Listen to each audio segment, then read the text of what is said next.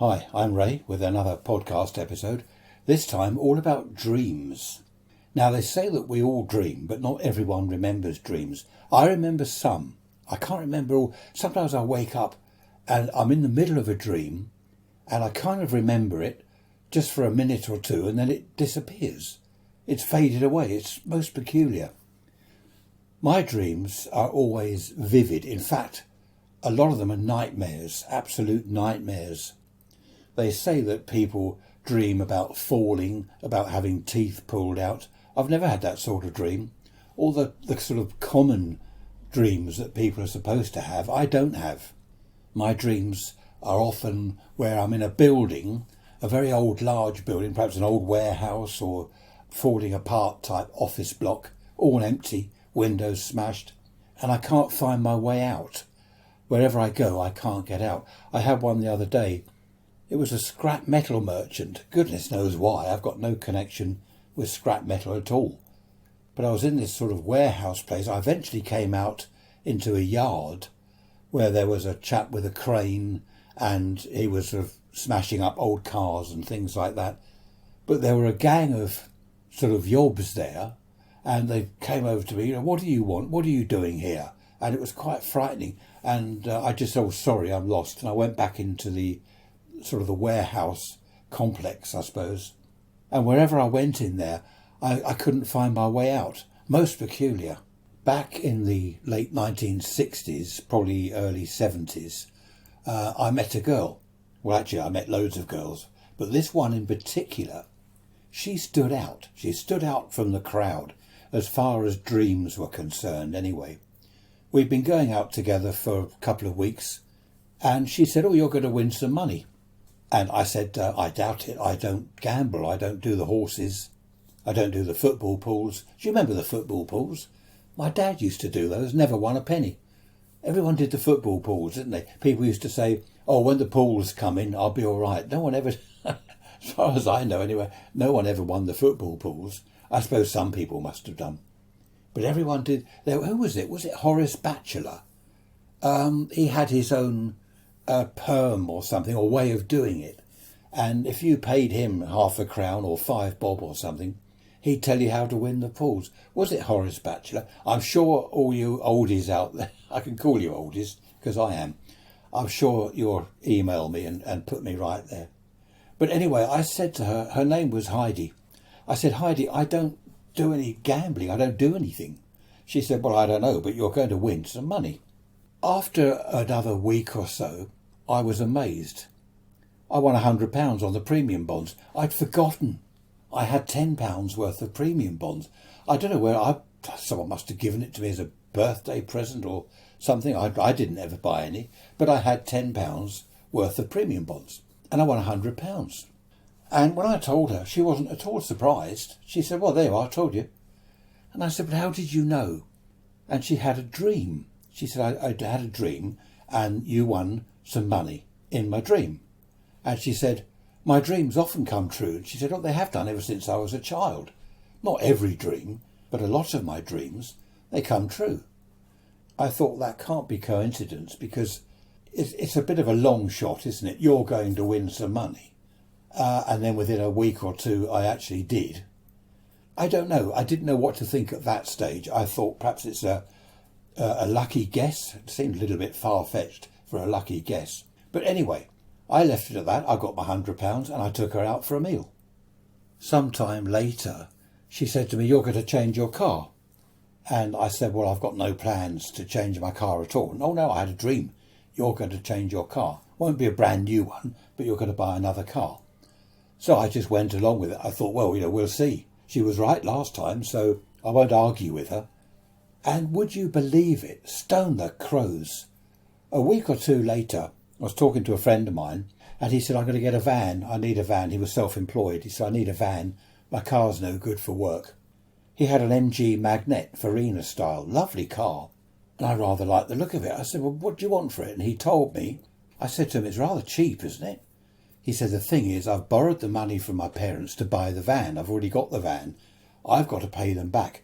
I just want to sell the car. I've got no room for it. My dad's car's on the drive, blah, blah, blah. So I bought it. And I knew what would happen. I rang up the insurance company, got it insured. And that evening, I went round to pick up Heidi, knocked on the door, and she came out. And I opened the car door and she said, "Oh, you got it then?" Not at all surprised. I said, "Your dreams are amazing." I said, "You must be some kind of medium or psychic witch or something." And she laughed. She said, No, not at all. It's just dreams." And I said, "Well, did you see the car, this new car?" And she said, No, I just see you in the dream. I just see you, your old car goes away and another car comes along and you're happy and you get in it. It's another car. You bought another car. And she liked the car, but so did I. Oh, it was lovely. Leather seats, wooden dashboard, walnut wooden dashboard, absolutely chromed gear stick, carpet, oh, it was a beautiful car. Yeah, the 1600 twin SU carbs, MG Magnet Farina style, Connaught green. How about that? I remember all that about it. I think that's probably the best car I've ever had. I've got a modern car, but they're total rubbish, aren't they? Grey plastic everywhere, no character, no style. I mean, this old MG, it was just sitting in it was a pleasure. Oh, amazing. Oh, I mustn't think of it. I'm going to end up in tears. I should have hung on to it. It'd be worth a fortune now, wouldn't it? One or two other small dreams she had came true. Nothing big like winning £100 or changing my car, but a lot of small things. She said, "Oh, you're going to bump into a friend you haven't seen since you were at school." And the very next day, I popped over to the sweet shop for some cigarettes, as you did back in the good old 60s. And there's this chap. He said, "Ray." I said, "Oh, Ian, I haven't seen you since we were at school." I mean, I left school at 14, and I'm only about, 20 now or whatever I was. So it wasn't kind of 100 years ago. But we hadn't seen each other since the school days, and we had quite a chat on the pavement outside the sweet shop. So she was right there, lots of little things. And then one day she said to me, "We're going to split up." And this was after, 2 or 3 months we'd been going out. And I said, "No, why?" She said it was a dream. And I said, "Oh, no, I don't want that dream to come true. Come on, Heidi." She said, "Well, I don't want that to come true, but we're going to split up after about 6 months from the day we met." So I said, "Well, that's kind of 3 months away." And that, I don't know, it spoilt it for me, because every day I was thinking, it's getting closer, 2 months and then 1 month left. And she was right. It wasn't her. She didn't leave me and I didn't leave her. It was strange. We just drifted apart. I started not seeing her so much. I was mucking around with my car or seeing my mates. She was busy with her friends doing things, and it fell apart. We stayed friends, but it just fell apart. I remember seeing her sometime afterwards, and I said, "What if we got back together? What would happen?" And she said, "I don't think it would work. My dreams say it's not meant to work." Which it was very upsetting, actually. I was quite disappointed with all that. But, it ended on a good note, and we stayed friends for some time. But what an amazing girl. Absolutely amazing. Oh, there's one thing I haven't told you. She said later in life, you'll have trouble with your neck. Something to do with your throat or your neck. You'll have to have an operation. And she said, that's the dream I've had. And when I was, early 40s, late 30s, I went to St Thomas's Hospital in London. We got 4 parathyroid glands. One of them had become overactive and they took it out. They cut my neck open, tipped my head back and took out this parathyroid gland. And I was okay after that. And I thought of Heidi. Every minute I was in that hospital, I thought of Heidi. And I've tried to contact her since. I don't know where she's gone. I haven't found her. Probably left the town, got abroad, could be in Australia, for all I know. But what an amazing girl. There's something else about Heidi. I'll tell you about it at the end of the episode, because I want to leave you with that kind of food for thought. There's something quite incredible about her. But I won't go on about it now. But just wait till the end of the podcast and I'll leave you with that thought. It's amazing. I don't know whether you look at my Facebook page, Ray's Rants. Just look up Facebook, Ray's Rants. On there I mention up and coming episodes, things like that. And I asked people on there to email me and tell me about their dreams. Now the response, thank you to everyone, the response has been quite amazing. Now some of them, for example, David, hello David, some I'm afraid I can't read out. David knows why, and I expect everyone else can guess why, or you've got perhaps a pretty good idea. Very good, David. That's an erotic dream. Actually, I think it's worse than that. No, better than that. What am I saying? I'm going to get into trouble. So, David, we'll leave yours for a minute. In fact, I think we'll leave yours for good. I did answer the email, so we had a good old natter about that. Now, Jacqueline. Hello, Jacqueline. I don't know where you're from, UK somewhere. Jacqueline says that she wakes up in the night and she's been dreaming. She'll wake up and then think about the dream that she's been having and then be able to go back to sleep and carry on where she left off. Now you might think, well, okay, that's nothing special, but she can change the course of her dream. This is the strange thing. Now, she says going back to the 60s when she was in her teens, this was a big thing with her. She used to dream about whatever she wanted. If she met a chap, she liked him, she'd think, right, I'm going to dream about him tonight. Sometimes naughty, she's put in her email. Sometimes they're going out for a meal, or they're swimming, or they're doing naughty things. She could dream whatever she wanted to dream, which is incredible. And she'd wake up halfway through and she'd think, oh, this is all right. Go back to sleep and carry on where she left off, or change it. So that is most peculiar. One thing I can do, Jacqueline, this might interest you, I start dreaming before I actually go to sleep, which apparently is quite unique. I've asked other people, and if you do that, let me know, because I think I am the only one in the world. I lay on the pillow and I'm thinking perhaps about, I don't know, let's say a car. My car, I've got to do something to it. And I start then going into a dream while I'm still awake. I mean, my wife might have her bedside light on. She's reading a book. And I'm aware of her. I'm aware of the room. But I'm dreaming. Isn't that weird? How strange is that? And I, to an extent, like Jacqueline, I can steer my dreams in certain directions. Not always, because a lot of my dreams are nightmares. Here's one dream that I've had many times. Now, during the night, I have to wake up, because I'm an old man now, I have to wake up and have a wee several times a night. I will dream that I need a wee, and I'm looking around this old building. It's always old buildings with me, and I can't find the toilet. And I'm getting more and more desperate for a wee, and I'm going from sort of room to room in this old falling apart building, trying to find a toilet. I can't just wee anywhere because there are other people around. There are people hanging around these rooms, sitting in corners and hanging around. So I have to find the toilet, and I can't. Luckily, I always wake up just in time to go to the loo. But how weird is that?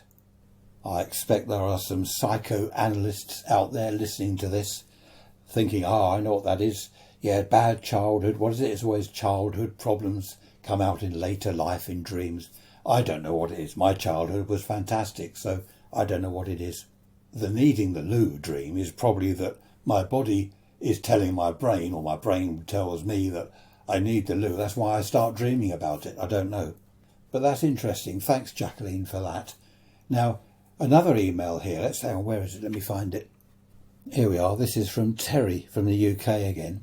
Terry says, back in the good old days, he's talking about the 50s. So I don't know how old you are, Terry. From your email, older than me. Wow, that is old. He says everywhere was woods. We've done all this, haven't we? Woods and trees and ponds and lakes and countryside. It was indeed, Terry. I remember it. Oh, it's so sad the way it's all gone. He says back then, his dreams as a child were all about the woods, the lakes, the ponds, the countryside. Thinking about it, Terry, so were mine when I was a kid, because we were always over the woods. And my dreams, actually you're right, my dreams were all centred on doing things in the woods, climbing trees and building camps and whatever. He says, I wonder now that mankind has destroyed the planet. Hang on, where are we going with this? I haven't read all of this yet, Terry. Where are we going? We're not going into tree hugging, are we? No, we're not. No, I'm reading on. Do kids now dream about concrete and tower blocks and tarmac. I know, and houses and front gardens all paved over with cars parked on them. Good question, Terry, good question, because all the woods have gone. This is one of my favourite rants, as my regulars will know, how we've destroyed everything. All the woods, Terry's saying, all the woods that were near my house. I wish I knew where you were, Terry, you don't say. All the woods near his house, is saying here, have gone. It's all housing estates, office blocks, and an industrial estate he's put here. The industrial estate is built on where there's wonderful woodland and a couple of ponds. Yes, same here, Terry, same here where I live. It's all gone. We've got office blocks and a housing estate and goodness knows what. Everywhere's concrete these days. But that's a good question though, isn't it? I wonder whether kids these days, children, I mustn't keep calling them kids. I get told off, my wife tells me off, they're children. I wonder if they dream about inner city things, town things. McDonald's, they're standing outside McDonald's waiting for it to open so they can buy a burger. I don't know. Whereas we used to be dreaming about getting sticklebacks and tadpoles and newts from the pond. What a difference, isn't there? When you think back to the 50s and look at the town, the countryside, the surrounding area, look at it then and look at it now. What a difference. And also what a huge, in my mind anyway, disappointment. Sometimes, that's just reminded me, on Twitter, you'll get a before or then and now photo. I've seen quite a few, London then and London now. There's perhaps, I don't know, Westminster Bridge, a photograph from the 50s and then a photograph from today. And I mean, the difference there is amazing. Well, the amount of people and cars, for a start, is a huge difference. But some of these before, or not, no, they're not before and after. Well, they are. They're as they were before we wrecked it and then after we've wrecked it. And I'm also a member of, well, not a member, I've joined one of these groups on Facebook where they've got photos of your old town. And I look on there at the woods, I think, oh, look, that's where I used to play. And then a photo of as it is today, and it's a housing estate. Dreadful. I know there's housing shortage, I know that. But you know, we can't just keep ploughing down the trees and destroying the woodland just to build more dreadful houses. They're not houses anyway anymore, are they? They're boxes. They may as well be plastic. Do you know, that'll be next. Plastic, they'll be like Lego bricks. They'll last a lot longer. Well, will they? I don't know. But they will, won't they? They'll be built of Lego bricks and they'll have plastic roofs. Incredible the way it's all going. Was it last week or the week before I said I'd like to come back in 1,000,000 years' time and have a look at the planet? I bet, hopefully, I was going to say, I bet there won't be any people here. Hopefully there won't be any people here. It'll just be all given back to the animals and the trees, the woodlands, the forests, the mountains. Excellent. Anyway, we're drifting off again, aren't we? You've made me drift off. I've got a note here. It says pub talk. What does that mean, pub talk? I've no idea. This is my podcast episode notebook, and I scribble things on here so I don't forget them. The trouble is, I forget what it means, pub talk.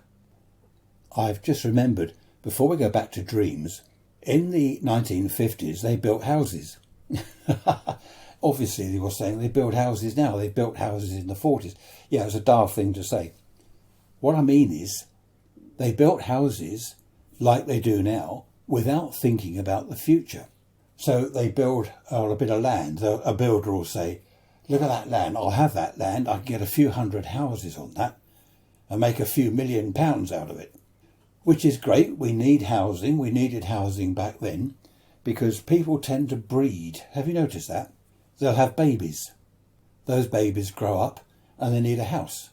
And they have babies. And those babies grow up and they need a house. So we're continually kind of multiplying all the time. And we need more and more houses all the time. But no one thinks about the future. They build on floodplains and, daft places.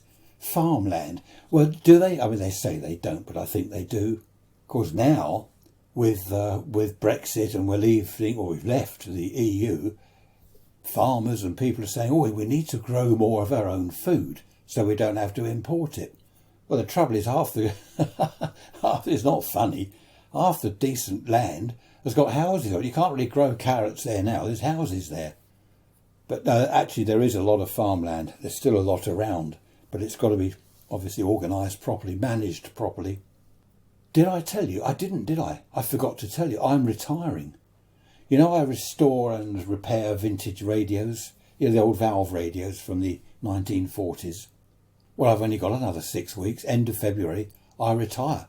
I turn off the power to the workbench and I'm going to do other things.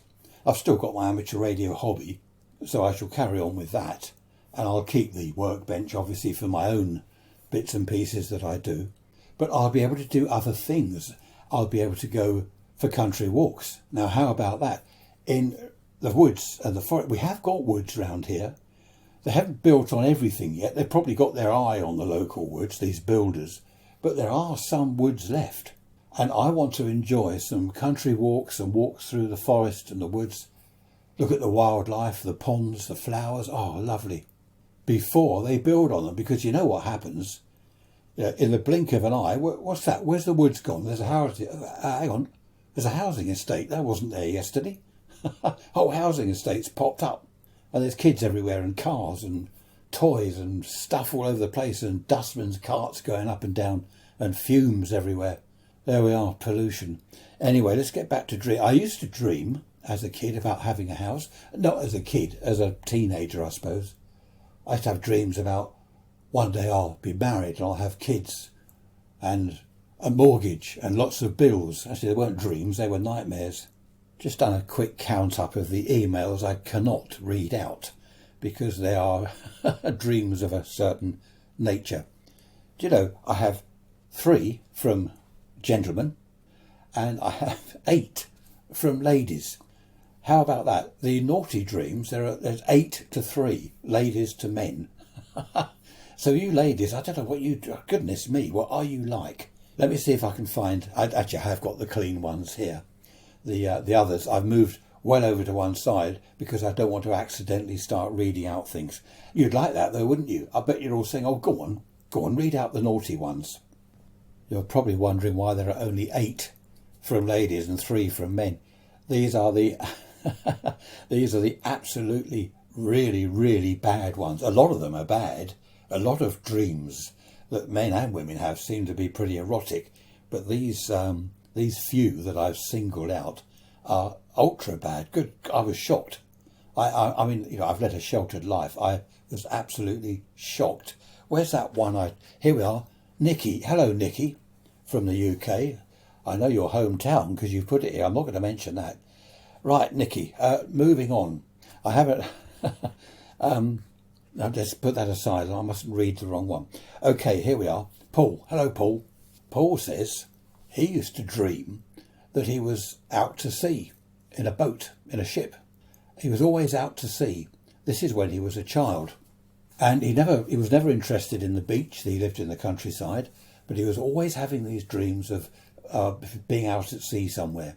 When he was 16, he said it was just amazing how it happened. He was wondering what to do when he left school. This is back in the 50s, 60s. Wondering what to do when he left school.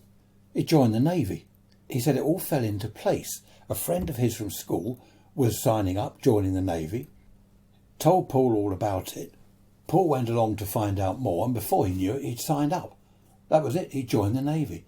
So his dreams of the sea, all his childhood, well, up to 16, actually, I suppose, came true. Now, you could say, oh, well, he probably had the sea in his mind and the Navy in his mind because of the dreams. The dreams weren't sort of predicting the future. I don't know. But it's fascinating all the same. Sometimes my dreams are so bad, so nightmarish, I wake up feeling not depressed, but feeling really down.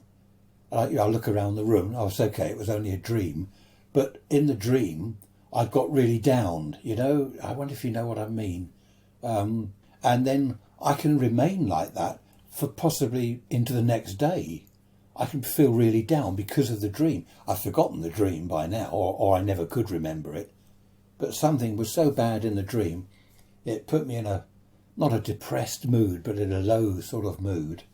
And that mood carries on during the day. I looked up on the internet recently, actually, how to stop dreaming. Is there a way? They say, well, don't eat late at night, don't do this, don't do that. I don't, none of that works. None of it works. I don't like taking drugs to make me go to sleep, but I've got some herbal tablets. Actually, they smell like, well, I won't tell you what they smell like, but they stink. They absolutely stink. And they taste foul. They really are filth. But they sort of help me sleep, I suppose. But they don't stop me dreaming. And it's the dreams that wake me up, well as needing the loo.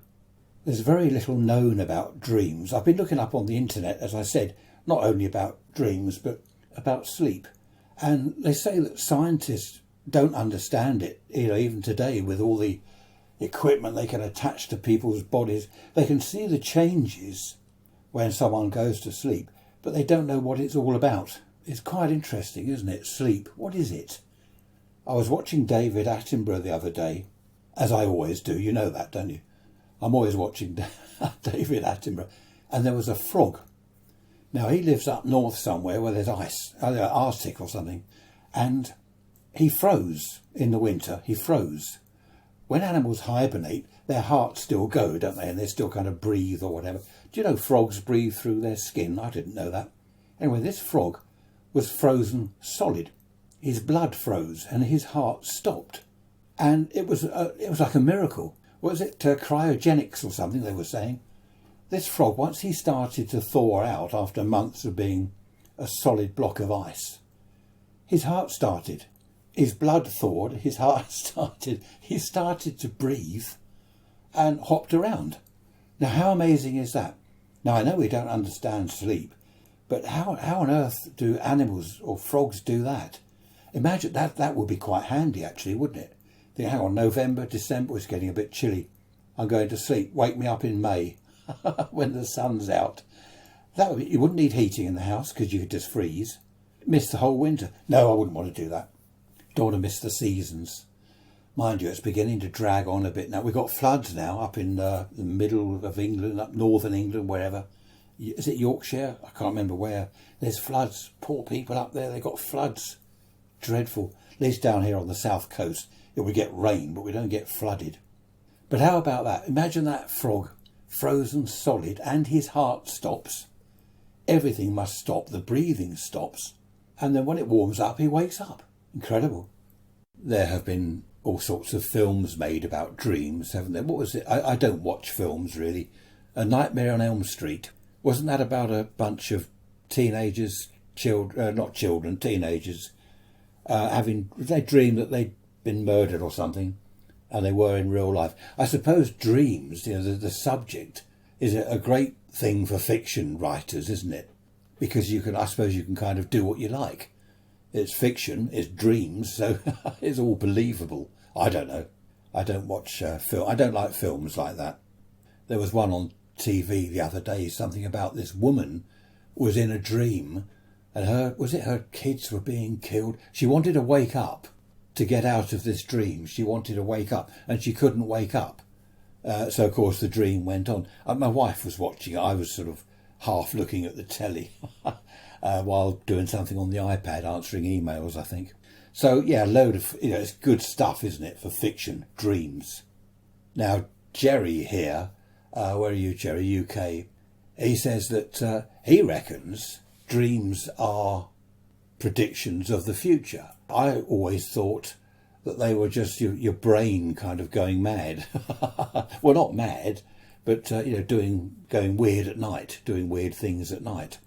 I've read about recently on the internet, because of this podcast, I've been having a look, and they reckon that it's your brain sorting out stuff, like putting things into folders. Yeah, a bit like you'd sort out stuff on your computer. Right, I put all those photos into that folder there so I know where they are, and your brain's doing this at night. Right, that's that experience there. We'll file that there. I don't know. I don't know what that's got to do with me wandering around a building full of weird people and I'm looking for a toilet. I can't see that that's my brain putting things in order while I sleep. Drugs can make your brain do weird things, hallucinations. I don't mean just illegal drugs, but prescription drugs can, they have weird effects on you. You can hallucinate and feel dizzy, all sorts of weird things, see things that aren't there. Your hallucinations I've never experienced. Must be awful when you're saying to people, look at that over there in the corner of the room. And they're saying, what? There's nothing there. Yeah, there is. Look. It must be dreadful. You can see it. 100% clear is there. And yet it's not. That must be dreadful. I wonder whether your brain's doing something like that at night. I don't know. Let's get away from brains doing things at night, shall we? What was fantastic in the old days was, as a teenager or younger, going to bed, not dreaming, but with a little transistor radio. Oh, when transistor radios came out, late 50s, well, it was the 60s really, wasn't it? When they started to be really popular, come on the market in a big way. So many teenagers had a transistor radio, and you'd be listening to Luxembourg at night, 208, Radio Luxembourg, and you're under the blankets in your bed, because that's when the bed had proper blankets and sheets. None of these quilt things that fall off in. Aren't they dreadful? They walk. They do, they walk. They'll go plonk, plonk, plonk while you're asleep. Don't, and they go on the floor. What's the point of that? They really want sort of, Velcro straps or something to hold them in place. And if you pull it up, you pull it up to your neck to kind of snuggle down, then your feet are sticking. Well, mine are. I'm 6'2". My feet stick out in the cold. I don't know. Proper sheets and a proper blanket and an eider down with eider duck feathers. Oh, those were the days. So the transistor radio, you're under the sheets, the blankets and the eider down, listening to Luxembourg or tuning around to see what else you could find. Foreign stations or medium wave foreign stations. Have a tune around on your transistor radio, on your tranny radio. Great days. Didn't worry about dreams then. What I did not like was, do you remember Ovaltine, the Ovaltine club? I was never in, was it a club? The Ovaltines. There was a song, wasn't there, on the radio? Well, it's called The Wireless then, back in the 50s. I didn't like Ovaltine or Cocoa, or what's that other stuff? Horlicks. Oh, I don't like hot milk. I think that's the trouble. When I was, less than 5, I went to kindergarten, and they had these 1/3 of a pint bottles of milk. And in the winter, they put these crates of milk up on these high shelves just beneath the wall heaters. They were like bar-type wall heaters. So come milk time, the milk's warm. Absolutely disgusting.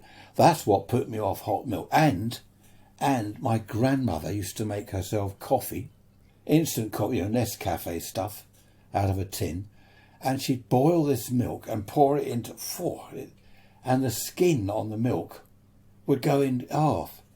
It just put me off all sort of things like Horlicks and Ovaltine and all these other hot milk. What was that they used to say? Have a hot milky drink, dear. I don't want a hot milky drink. Oh, go on, it's bedtime. Have a hot milky drink. No, go away. Before I go any further, I want to clear up a couple of things. Well, one thing, actually, Mrs. Fortescue. Several people have said, who is Mrs. Fortescue? What's all this reference to Mrs. Fortescue? What it is, if you go back to my earlier podcast, what was it? Tales of a Parish Councillor. Have a listen to that one. And Village Life Behind the Facade. Okay, have a look at those two. Tales of a Parish Councillor. That's when I was actually on the parish council in a village. It was quite good fun, actually, quite revealing. And Village Life Behind the Facade. Now, this leads me on nicely to Wendy. Hello, Wendy. Wendy says they've got a Mrs. Fortescue in her road. And she reckons every road, every street in the country has a Mrs. Fortescue. Well, I don't know about that, Wendy. I don't know that there's one in our street. There's this woman, she goes on to say, in her early 30s. Well, I think that was the same as Mrs. Fortescue. Early 30s. She's not mentioned her name or where the road or even the town is, which is good, Wendy, because I couldn't read that. Everyone would be piling round there, wouldn't they? All the young men would be saying, what's that address again? Not me, of course. I'm an upright pillar of the community, don't you know? So this woman, in her early 30s, apparently, as Wendy puts it here, she's a bit of a raver. A raver? She's married? Oh dear. But these men visit the house during the day when her husband's at work. And of course, as Wendy's saying here, you can imagine the gossip. Well, yes, because all the neighbours they're looking through their net curtains, aren't they? All the curtain twitchers. Look, there's another man. I haven't seen that one before going into her house. Now, I don't know really if I can't read a lot more of this, Wendy, but she reckons every street. Have you got a Mrs. Fortescue in your street? I don't know. Wendy, I don't know why I read this one out, actually. I don't know why I did that. But that's it. Let's throw away these naughty ones. But what I will do, I have promised a lot of people, well, not promised, I've said that I will do another Mrs. Fortescue episode, and I will just call it Mrs. Fortescue. All right, I'll do that at some stage, because people keep coming back and back. Every week I'm getting emails about Mrs. Fortescue. Right, okay, let's move on. Stay tuned. We're only about 36 minutes into the episode. I know a few of you want it to be an hour long each week, but when I retire in a few weeks' time, I'll have a lot more time. So I will make the episodes longer. But I don't want to make them longer just for the sake of it. You know, I do want to... I want my talking... What's the word? Talking rubbish. That's the word I'm looking for. I don't want to just talk rubbish for the sake of it. Now, let's go back to Heidi. I've been waiting to tell you this. Let's go back to Heidi. Do you remember the girl that had the dreams that came true? We'd been apart about a month, and she phoned me. I was very pleased to hear from her, and we chatted. How are you? Yes, fine. She said, it was lovely to see you last night. And I thought for a second. I said, I didn't see you last night. I didn't go anywhere. I stayed in last night. What do you mean? She said, in my dream. I saw you in my dream. And for a minute, I was quite pleased. I said, are we getting back together? And she said, no, we're not. No, that's so... Okay, that was that. Bit of a shame, bit of a disappointment. But she said, it was lovely to see you in my dream. We walked hand in hand by the lake. Now, I was stunned. I didn't say anything. I was silent. And she said, you still there, Ray? You still there? I said, yes, I'm still here, yeah. She said, you okay? You know, what's the matter? I said, I had a dream last night. We walked hand in hand by a lake. And she said, what happened in the dream? Did you mention a tree? And I said, yes, I did. There was a huge tree with big purple flowers on it. And she said, that's it. That's exactly what you said. And she said, we met in the dream. We actually met. There was no way she could have made that up because we both had the same dream. I hadn't told anyone about my dream, so she hadn't heard it from anyone else. She hadn't told anyone about her dream. It seemed it was an actual meeting in the dream that we both had, which was incredible. And to make sure that we weren't both mistaken or going mad, we questioned each other a bit further. I said to her, what was there about the lake that you remember? And she said, well, that's the funny thing. She said there was like a crocodile thing near the edge of the water. She said it was a crocodile just looking at us. I said, yeah, that's exactly what I saw, a crocodile. The reason she said crocodile thing is it also looked a bit like the Loch Ness Monster. And because we talked about that afterwards. Apparently in the dream I joked that it was the Loch Ness Monster. We had actually met in the dream. I can't see any other explanation to this. She mentioned a bird in the air, this huge bird. We didn't know what it was, and in the dream we were watching this bird land on this huge tree. A strange bird. We didn't know what type of bird it was. So how about that? What can anyone say about that? Well, other than I'm lying, which I'm not. And, you know, whenever I have a dream, I don't dream of Heidi all the time. But every now and then I will dream of Heidi, and I just wonder whether she's having the same dream. It's, when was it? Last year sometime, quite a while ago. I don't dream all the time about Heidi. Last year we were swimming together, and that was in a river. Now that's odd because I can't swim. So I don't know why I'm dreaming that I'm swimming in a river with Heidi. But I did wonder, did she have that same dream, swimming in a river with me? I don't know. I'll never know. Food for thought. Now, as always, I need podcast ideas, so email me, rants@protonmail.com, rants, all one word, @protonmail.com. Email me. We can do the dreams one again if anyone else wants to tell me about their weird dreams or nightmares. Anything to do with the 50s or the 60s or the old days, or if you're young and you weren't around then, if you've got any questions, love to hear from you. Just email me. I do answer all emails. So where are we now? Just over 40 minutes. I'm going to make myself a cup of coffee and plod on with my day. What am I doing today? I'm restoring an old 1940s valve radio. How about that? So I'm going to get on with that, and I shall see you next Sunday. Thanks for listening. Bye-bye for now.